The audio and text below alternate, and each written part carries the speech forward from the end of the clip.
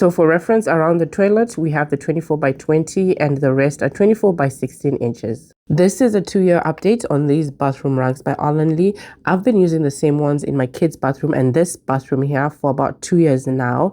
And we recently had to replace them because, they were overly used. So I came right back and bought the exact same rugs.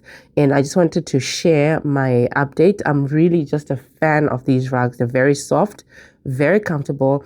And honestly, I cannot really think of another rug I'd rather get for the kids' bathroom. Now, I will say this. I personally chose the gray color because I like lighter colors. But if you don't regularly clean your rugs, I'll probably recommend going with a darker color because lighter colors would definitely show dirt more easily.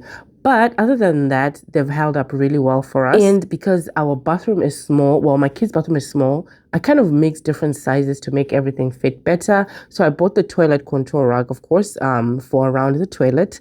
And then I bought 2 of these 24 by 16 rugs.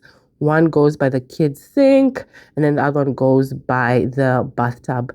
And honestly, that setup works perfectly for their space. They absorb water really well, which is why I came back to them.